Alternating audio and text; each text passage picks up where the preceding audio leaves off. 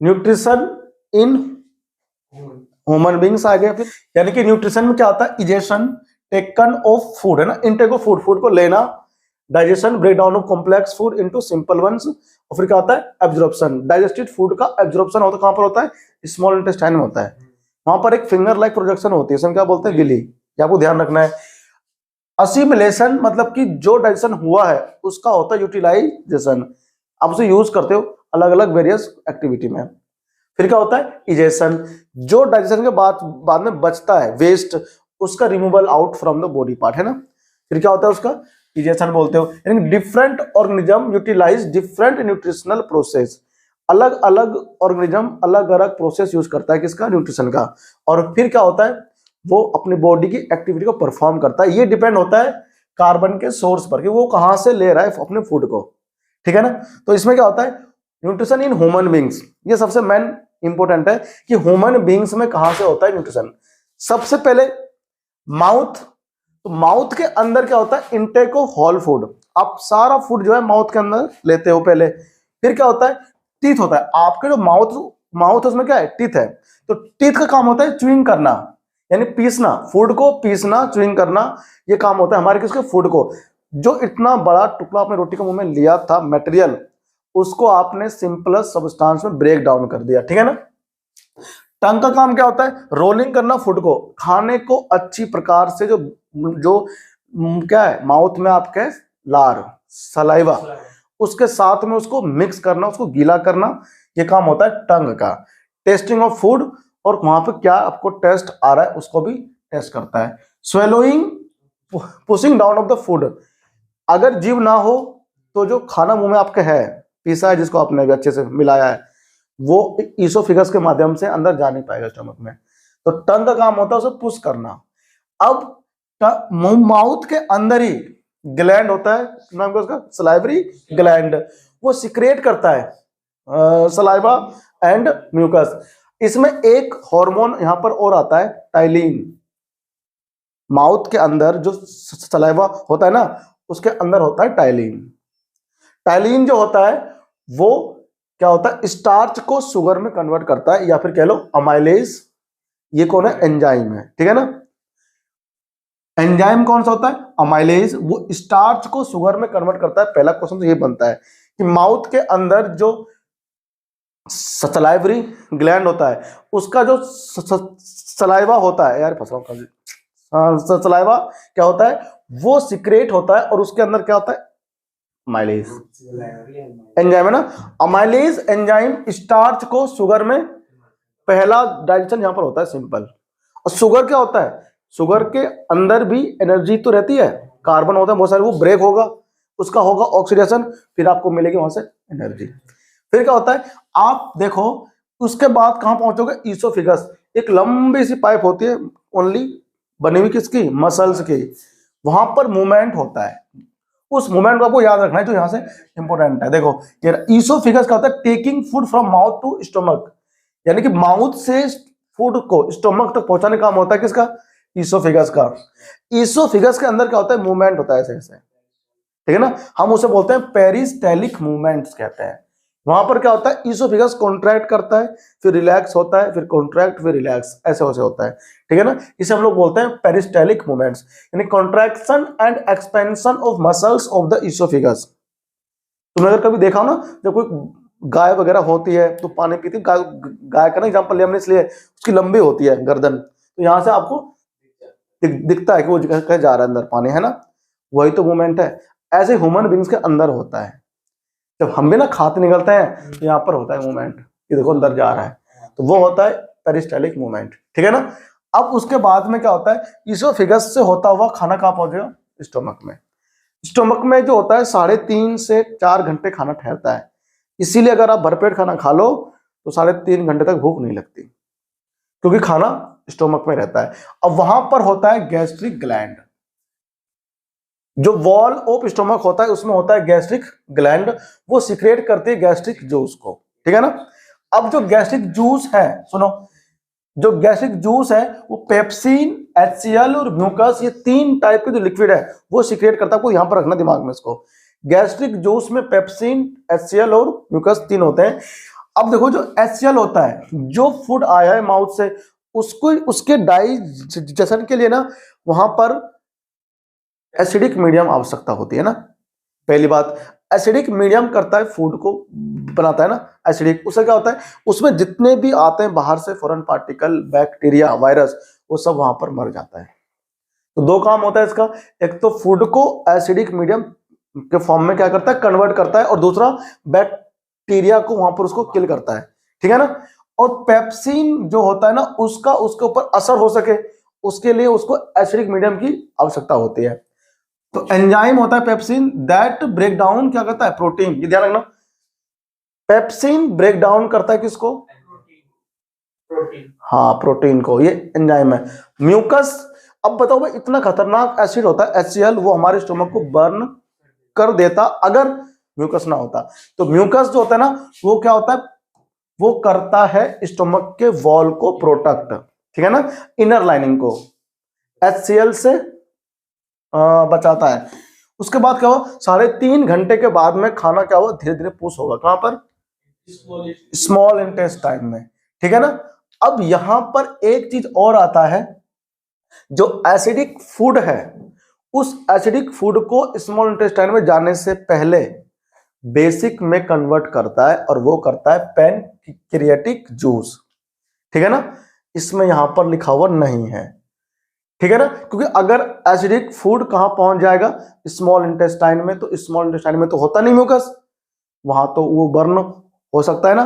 तो इसीलिए क्या होता है, उस एसिडिक फूड को स्मॉल इंटेस्टाइन में जाने से पहले कन्वर्ट करना पड़ता है किसमें, एल्कलाइड में, ठीक है ना। और वो आपके बुक में लिखा हुआ है,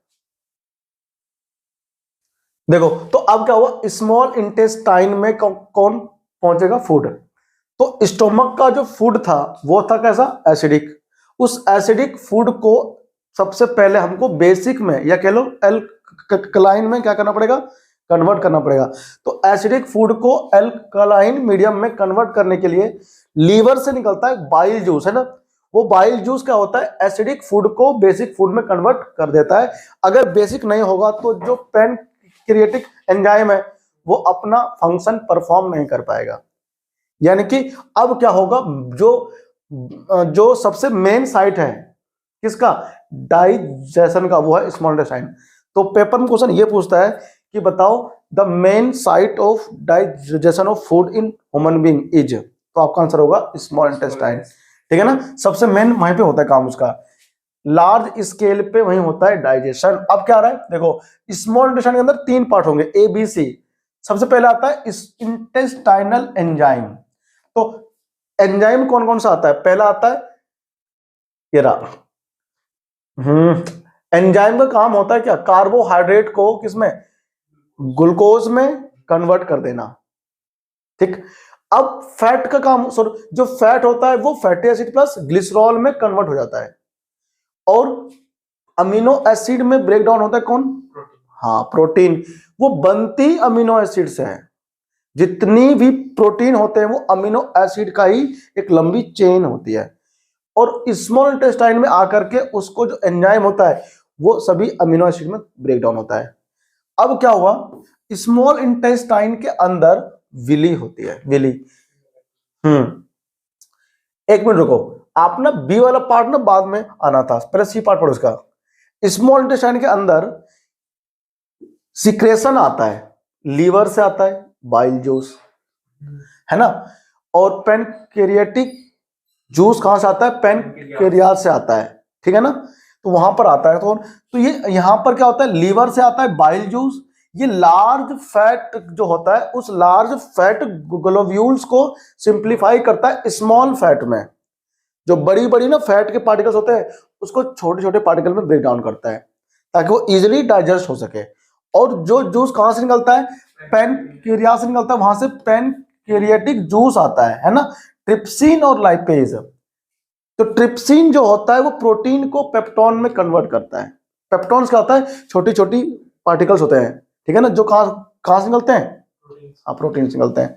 पेप्सिन जो है ना, इसको अमीनो एसिड में क्या ना, वो तो करता कौन है, वो काम तो होता है इसका, प्रोटीन का, है ना। पेप्सिन जो होता है वो यहाँ देखो ब्रेक डाउन करता है किसको, हाँ वहाँ प्रोटीन को। तो अब क्या हुआ इधर, ट्रिप्सिन, अच्छा ना कभी कभी ना पेट में बनता है अपज, और उसके लिए ना कीमोट्रिप्सिन नाम का आता है एक दवाई, मेडिसिन आता है टैबलेट, कीमोट्रिप्सिन बहुत से लोग बेचते हैं, वही देते हैं खाने के लिए, तब उसका ना पाचन शक्ति अच्छा हो जाता है, प्रोटीन उसका डाइजेशन नहीं हो रहा होता है। तब क्या होता है, तो ट्रिप्सिन जो होता है वो प्रोटीन को पेप्टॉन्स में और लाइपेज को फैट में कन्वर्ट करता है, और लास्ट में क्या होता है, फैट जो होता है वो लिपिड में कन्वर्ट होता है। तो ये सब जो लिपिड है, पेप्टॉन्स है, ये सिंपल स्मॉल फैट है, ये सब बिल्कुल सिंपल पार्टिकल है जो अब रेडी है फॉर एब्जॉर्प्शन। तब क्या होगा, इन इतना सारा डाइजेशन होने के बाद में क्या होगा, ये जो फूड है ये स्टमक में या स्मॉल इंटेस्टाइन में रहेगा थोड़ी, इनको अल्टीमेटली जाना पड़ता है ब्लड के अंदर, और वहां पर फिर कौन होता है, वहां पर होता है जो स्मॉल इंटेस्टाइन होता है उसके अंदर विली होता है, जो फिंगर लाइक प्रोजेक्शन होती है उसको क्या करती है, जो डाइजेस्टेड फूड है उसके एब्जॉर्प्शन में हेल्प करती है। यानी कि विली क्या होता है, finger like projection help in absorption of food into the blood. तो ब्लड के अंदर जाना है और लेकर जाने वाला है कौन, विली।